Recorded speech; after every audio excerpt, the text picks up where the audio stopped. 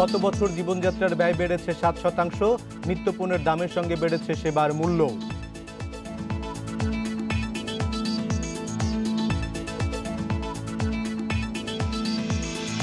তিন মাসেই খেলাপি ঋণ বেড়েছে 6,802 কোটি টাকা। নিয়ন্ত্রণে রাখতে পর্যাপ্ত সঞ্চিতি রাখার তাগিদ বিশ্লেষকদের।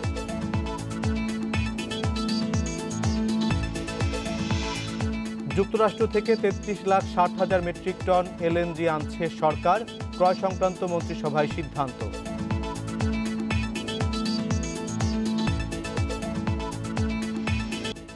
আমন্ত্রণ অর্থনীতি সারাদিন, আপনাদের সঙ্গে আছি আমি অনিমেষ। শুনছিলেন শিরোনাম, এবার জানিয়ে দেব বিস্তারিত। বিভিন্ন সুযোগ সুবিধা দিয়েও খেলাপি ঋণ কমাতে পারছে না ব্যাংকগুলো। চলতি বছরের প্রথম 3 মাসেই ব্যাংক খাতে খেলাপি ঋণ বেড়েছে 6,802 কোটি টাকা। করোনার কারণে ব্যবসা বাণিজ্যে মন্দা থাকায় খেলাপি ঋণ বাড়ছে বলে মনে করছেন বিশ্লেষকেরা। তবে এ ঋণ নিয়ন্ত্রণে রাখতে ব্যাংকগুলোকে পর্যাপ্ত সঞ্চিতি রাখার তাগিদ তাদের।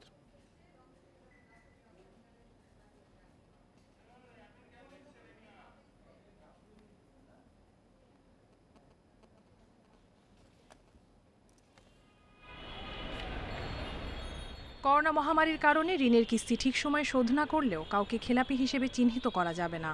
2020 সাল জুড়ে ঋণ গ্রহীতাদের এমন সুবিধা দিয়েছে বাংলাদেশ ব্যাংক। এতে গত বছর ঋণের কিস্তি না দিয়েও নতুন করে কেউ খেলাপি হননি। চলতি বছর এই সুবিধা বহাল না রাখলেও সব ধরনের ঋণের কিস্তি ও সুদ পরিশোধের মেয়াদ বিভিন্ন হারে বাড়ানো হয়েছে। তারপরও টেনে ধরা যায়নি খেলাপি ঋণের লাগাম। কেন্দ্রীয় ব্যাংকের প্রতিবেদন অনুযায়ী গেল মার্চ শেষে দেশের 59টি ব্যাংকের মোট বিতরণ করা ঋণ দাঁড়িয়েছে 11,77,658 কোটি টাকা। এর মধ্যে খেলাপি হয়েছে 95,085 কোটি 35 লাখ টাকা, যা মোট ঋণের 8.7%। 2020 সালের মার্চ মাস শেষে খেলাপি ঋণের পরিমাণ ছিল 92,962 কোটি টাকা। এক বছরের ব্যবধানে বেড়েছে 2,122 কোটি 44 লাখ টাকা। বিশ্লেষকরা বলছেন, করোনা মহামারীর প্রভাবে বন্ধ হয়ে গেছে অনেক ব্যবসা প্রতিষ্ঠান এবং লোকসানে পড়েছেন অনেক উদ্যোক্তা, যে কারণে নানা সুবিধা দেওয়ার পরও ঋণের টাকা পরিশোধ করতে পারছেন না অনেকে। যারা উদ্যোক্তা তারা অনেক অসুবিধায় পড়েছেন এবং অনেকেই হয়তো বিভিন্ন কারণে এটা খুব সহজে দিতে পারবেন না, এবং অনেকে হয়তো ব্যাংকরাপ্ট হয়ে বন্ধ হয়ে গেছে কলকারখানা বা তাদের প্রতিষ্ঠান। সেসব কারণে সেই প্রতিষ্ঠানগুলো কিন্তু আর টাকা দিতে পারবে না। এদিকে ঋণ আদায়ের ক্ষেত্রে আইনি জটিলতা দূর করা সহ ব্যাংকগুলোকে সক্রিয় ভূমিকা পালন করার তাগিদ বিশ্লেষকদের। খেলাপি ঋণের পরিমাণ লক্ষ কোটি টাকার অঙ্কে অতিক্রম করে। এই প্রেক্ষাপটে জোর প্রচারণা করা হয় যে সুদের হার কমানো হলে খেলাপি ঋণ আদায় সুগম হবে, বিনিয়োগ বৃদ্ধি পাবে এবং অর্থনীতিতে আরো গতি সঞ্চার হবে। খেলাপি ঋণের পরিমাণ নিয়ন্ত্রণে রাখতে ব্যাংকগুলোকে করোনার এই সময় পর্যাপ্ত সঞ্চিতি রাখার পরামর্শ বিশ্লেষকদের। কপ্তিয়া মুমতাহানা, ইন্ডিপেন্ডেন্ট নিউজ, ঢাকা। এবারে শেয়ার বাজারের খবর। সপ্তাহের চতুর্থ কার্যদিবসে সূচক ও লেনদেন বেড়েছে ঢাকা স্টক এক্সচেঞ্জে। এ সময়ে ঢাকার শেয়ার বাজারে লেনদেন বেড়েছে 77 কোটি টাকা, তবে ডিএসইতে দর বেড়েছে 49 ভাগ প্রতিষ্ঠান। অন্যদিকে চট্টগ্রামের সার্বিক সূচক বেড়েছে 66 পয়েন্টের বেশি। বুধবার লেনদেনের শুরু থেকে ইতিবাচক অবস্থানে ছিল ঢাকা স্টক এক্সচেঞ্জ। লেনদেন শেষে প্রধান সূচক ডিএসইএক্স বেড়েছে 29.42 পয়েন্ট। এতে দিন শেষে সূচকটির অবস্থান 6051 পয়েন্ট। সূচকের সাথে বেড়েছে লেনদেনের পরিমাণও। ডিএসইতে মোট লেনদেন হয়েছে 2,109 কোটি 68 লাখ টাকার শেয়ার, যা আগের কার্যদিবস থেকে 77 কোটি 10 লাখ টাকা বেশি। হাতবদলে অংশ নেওয়া 352টি কোম্পানি ও মিউচুয়াল ফান্ডের মধ্যে আজ দর বেড়েছে বেশিরভাগ প্রতিষ্ঠানের, যেখানে দর বেড়েছে 182টির, কমেছে 156টির এবং দর অপরিবর্তিত 34টি প্রতিষ্ঠানের শেয়ার দর। লেনদেনের শীর্ষে থাকা প্রতিষ্ঠানের তালিকায় প্রথম অবস্থান ধরে রেখেছে বেক্সিমকো লিমিটেড, দ্বিতীয় পায়োনিয়ার ইন্স্যুরেন্স, তৃতীয় বিবিএস কেবলস, চতুর্থ ওরিয়ন ফার্মা এবং পঞ্চম অবস্থানে কনফিডেন্স সিমেন্ট। শতাংশের দিক থেকে দর বৃদ্ধি তালিকার প্রথম অবস্থানে রয়েছে পপুলার লাইফ ইন্স্যুরেন্স, দ্বিতীয় অ্যারামিড সিমেন্ট, তৃতীয় রিপাবলিক ইন্স্যুরেন্স, চতুর্থ ডেল্টা লাইফ ইন্স্যুরেন্স এবং পঞ্চম অবস্থানে ইস্টার্ন হাউজিং। অন্যদিকে চট্টগ্রাম স্টক এক্সচেঞ্জে সার্বিক সূচক বেড়েছে 66.53 পয়েন্ট। লেনদেন 79 কোটি 17 লাখ টাকার শেয়ার। ইফাতারা, independent news. গত বছর শুধু রাজধানীতেই জীবনযাত্রার ব্যয় বৃদ্ধি পেয়েছে প্রায় 7%, যা 3 বছরের মধ্যে সর্বোচ্চ। সবচেয়ে বেশি 20 ভাগ দাম বেড়েছে চালের। বুধবার অনলাইনে এক প্রতিবেদন প্রকাশ অনুষ্ঠানে এ তথ্য জানায় consumers association of Bangladesh cab. ভোক্তাদের স্বার্থে নতুন কর্মসংস্থান সৃষ্টির পাশাপাশি কার্যকর বাজার নজরদারির তাগিদ সংগঠনটির। চলমান করোনা মহামারীতে কমেছে মানুষের আয়, অন্যদিকে বেড়েছে নিত্যপণ্যের দাম। জীবনযাত্রার ব্যয় মেটাতে না পেরে অনেকে রাজধানী ছেড়ে পাড়ি দিয়েছেন গ্রামে। এমন পরিস্থিতিতে রাজধানীতে জীবনযাত্রার ব্যয় ও ভোক্তার স্বার্থ নিয়ে প্রতিবেদন প্রকাশ করে consumers association of Bangladesh cab. প্রতিবেদনে ক্যাব বলছে 2020 সালে শুধু রাজধানীতে জীবনযাত্রার ব্যয় বেড়েছে 6.88% এবং পণ্য ও সেবার মূল্য বেড়েছে 6.31%। 2019 সালের চেয়ে 2020 সালে চালের দাম বেড়েছে 20 ভাগ, পেঁয়াজ, রসুন ও তেলের দাম বেড়েছে 24.5%-এর বেশি। এতে সবচেয়ে বেশি ভোগান্তিতে স্বল্প আয়ের মানুষ। সরকারের বড় চ্যালেঞ্জ হলো যে সাধারণ মানুষের কর্মসংস্থান, আয় রোজগার যাতে করোনা পূর্ববর্তী সময়ের পর্যায়ে পৌঁছে সেই দিকে বিশেষভাবে নজর দেওয়া। এখন বড় কোনো প্রকল্প নতুন করে গ্রহণ না করে যাতে ভোক্তার ক্রয় ক্ষমতা বাড়ে, ভোক্তার আয় উন্নতি হয়, সেই দিকে যেন নজর দেওয়া হয়। করোনা মহামারীতে অনেকে কাজ হারালেও নতুন কর্মসংস্থান তৈরি হয়নি। নিত্যপণ্যের দাম বাড়ার পাশাপাশি বাড়তি চাপ হয়েছে ভুতুরে বিদ্যুৎ বিল। বেশি টাকা গুনতে হচ্ছে গ্যাস, গণপরিবহন ও পানির সেবা পেতে। এ সময় ভোক্তাদের নয় বরং ব্যবসায়ীদের স্বার্থ বেশি দেখা হয়েছে বলে দাবি ক্যাবের। জ্বালানি খাতে সুশাসন প্রতিষ্ঠা করা, যাতে ভোক্তাদের জন্য যে অর্থ ব্যয় সরকার করে তার সুফল ভোক্তারা পায়। নিত্যপণ্যের দাম নিয়ন্ত্রণে আলাদা মন্ত্রণালয় গঠনের পরামর্শ দেওয়া হয় প্রতিবেদনে। রাজধানী 15টি খুচরা বাজার ও 14টি সেবা সংস্থার মূল্য বিশ্লেষণে এ প্রতিবেদন তৈরি করা হয়েছে বলে দাবি ক্যাবের। Shahid Ahmed, independent news, Dhaka. এ বিষয়ে আরও জানাতে আমাদের সঙ্গে যুক্ত হচ্ছেন কনজিউমার্স অ্যাসোসিয়েশন অব বাংলাদেশ ক্যাবের সভাপতি গোলাম রহমান। জনাব গোলাম রহমান, আপনাকে স্বাগত জানাচ্ছি। আপনারা যেই জরিপটি করেছেন সেই জরিপের ভিত্তি কি, কোন কোন এরিয়ার মধ্যে করেছেন, কতজন মানুষের ওপর জরিপ করে আপনারা এই তথ্যগুলো পেয়েছেন? আমাদের যে বাজার মূল্য বা জীবনযাত্রার ব্যয়, তা আমরা সারা বছর ঢাকার 15টি খুচরা বাজার ও বিভিন্ন সেবা সার্ভিসের মধ্যে 114টি খাদ্যপণ্য, 22টি নিত্য ব্যবহার্য সামগ্রী ও 14টি সেবা সার্ভিসের সংগ্রহ মূল্য থেকে বিশ্লেষণ করে আপনার হিসাব করি। আর অন্যান্য যেসব বিষয় আলোচনা করা হয়েছে তা সেকেন্ডারি ডাটার ভিত্তিতে। আমরা কোনো সরাসরি কোনো ডাটা সংগ্রহ করিনি, আমরা বিভিন্ন সোর্স থেকে তথ্য নিয়ে প্রতিবেদনটি প্রস্তুত করেছি।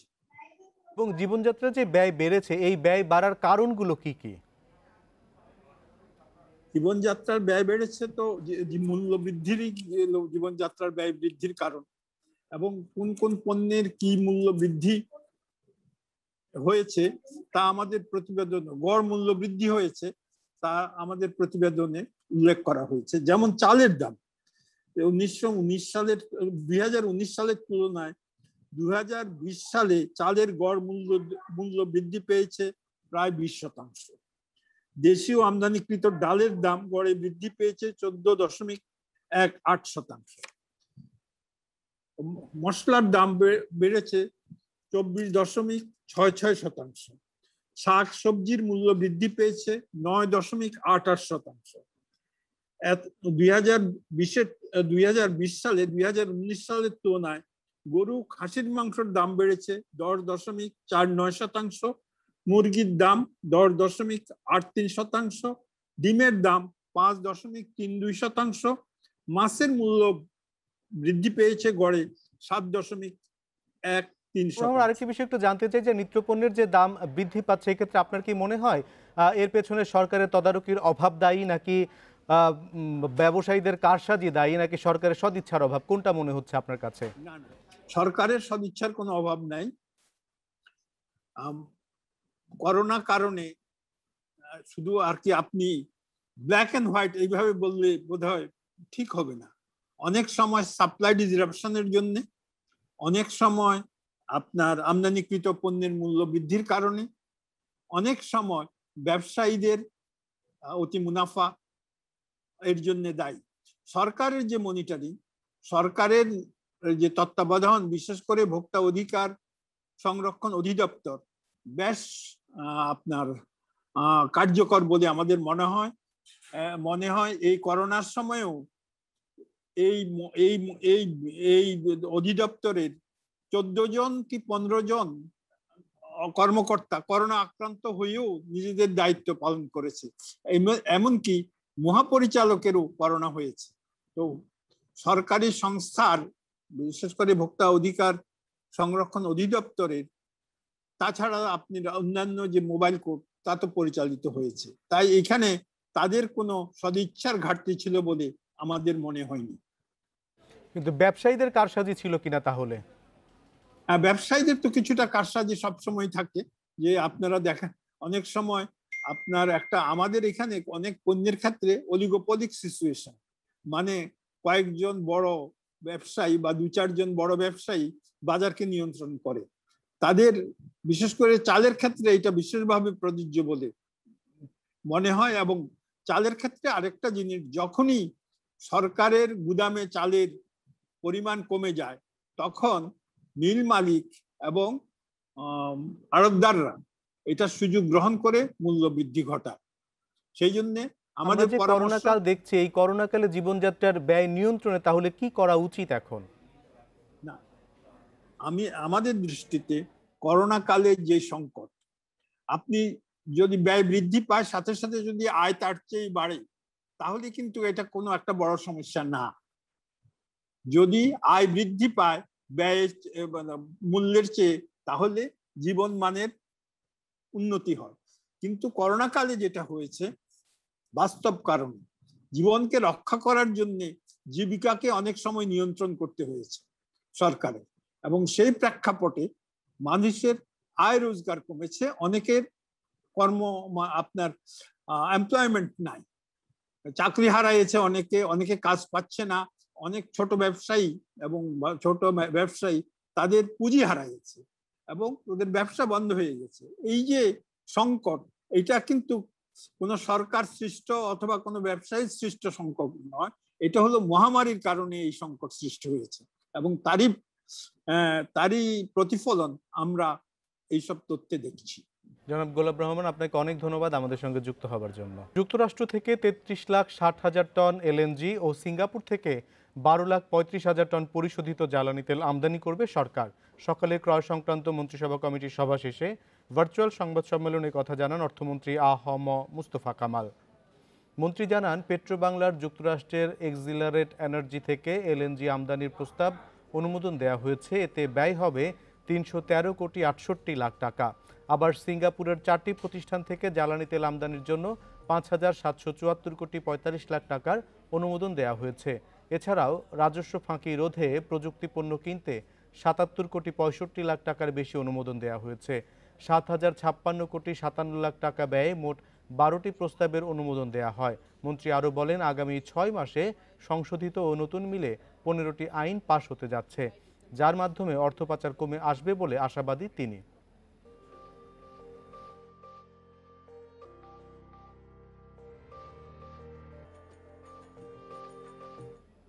প্রথমে অ্যাকাউন্ট খোলে এজেন্ট, তারপর এটিএম কার্ড দিয়ে টাকা উত্তোলন, তখন ডাচ বাংলা ব্যাংকের এক কর্মকর্তার মাধ্যমে সার্ভারে কারসাজি।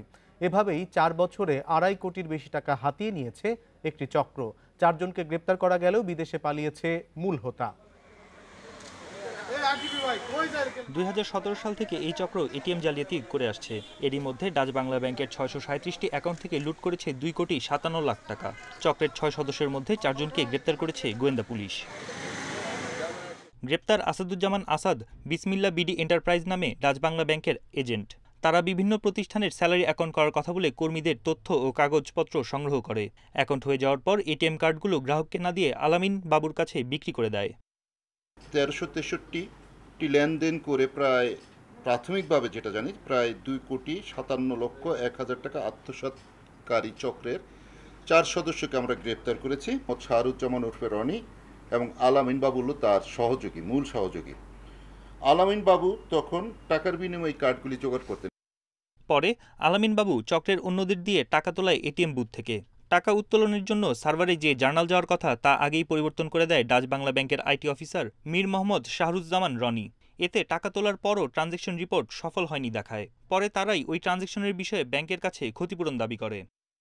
যখন আলামিন বাবু বলতো যে আমি এখন টাকা তুলব, তার ঠিক 1-2 মিনিট আগে সে ডাচ বাংলার ব্যাংকের মনিটরিং যে সার্ভার সেখান থেকে মাধ্যমে পুরাটাকে সে স্টপ করে দিল। স্টপ করিয়ে দিলে টাকাটা উত্তোলন করতে, যখন টাকাটা উত্তোলন করার সময় সাকসেসফুল, যে টাকা তোলার সময় যে সাকসেসফুল বিষয়টি থাকে বুথের মধ্যে, সেটা আনসাকসেসফুল করে রাখে।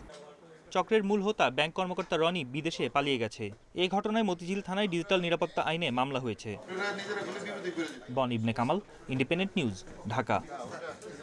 প্রধানমন্ত্রী বেসরকারি শিল্প বিনিয়োগ উপদেষ্টা সালমান এফ রহমান বলেছেন, দেশের বিনিয়োগ পরিস্থিতি আরও এক ধাপ এগিয়ে নেবে চালু হওয়া প্রথম বাংলাদেশি বন্ড। দেশে প্রথম আন্তর্জাতিক গ্যারান্টেড বন্ড ইস্যু অনুষ্ঠানে ভার্চুয়ালি প্রধান অতিথি হিসেবে যুক্ত হয়ে তিনি এসব কথা বলেন। বাংলাদেশের অন্যতম কৃষি ও খাদ্য প্রক্রিয়াজাতকরণ কোম্পানি প্রাণ অ্যাগ্রো লিমিটেড 210 কোটি টাকার অরূপান্তরযোগ্য ও রিডেম্বল বন্ডের লেনদেন সফলভাবে সম্পন্ন করেছে। এটির শতভাগ ক্রেডিট গ্যারান্টি হিসেবে রয়েছে আন্তর্জাতিক প্রতিষ্ঠান গ্যারান্টকো। গত 19শে মে বন্ডে পুরো বিনিয়োগ করেছে মেটলাইফ বাংলাদেশ। প্রাণের এটি এ ধরনের প্রথম ব্লেন্ডেড ফাইন্যান্স স্ট্রাকচার্ড বন্ড, পাশাপাশি আন্তর্জাতিক গ্যারান্টেড প্রথম বাংলাদেশি বন্ড, যা প্রাইভেট প্লেসমেন্টের আওতায় প্রথম ডিজিটাইড bond. And I think with MetLife's involvement in this thing, actually, I'm really very, very happy to be part of. Assalamu alaikum, good afternoon, and Shubho Apurano. I think with MetLife's এবার জানাবো বিশ্বের প্রধান মুদ্রার সাথে টাকার আজকের বিনিময় হার। অপরিবর্তিত যুক্তরাষ্ট্রের ডলারের দর বিনিময় হয়েছে 84 টাকা 90 পয়সা। যুক্তরাজ্যের পাউন্ডের দর কমেছে, বিনিময় হয়েছে 122 টাকা 57 পয়সা। বেড়েছে ইউরোর দর, বিনিময় হয়েছে 105 টাকায়।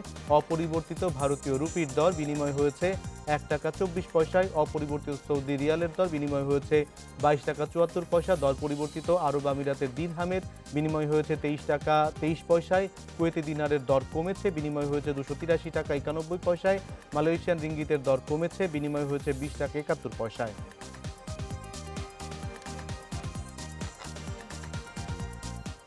এই ছিল আজকের অর্থনীতি সারাদিন। ইন্ডিপেন্ডেন্ট টেলিভিশনের সব খবর আরও বিস্তারিত জানতে চোখ রাখুন ফেসবুক, ইউটিউব এবং টুইটারে।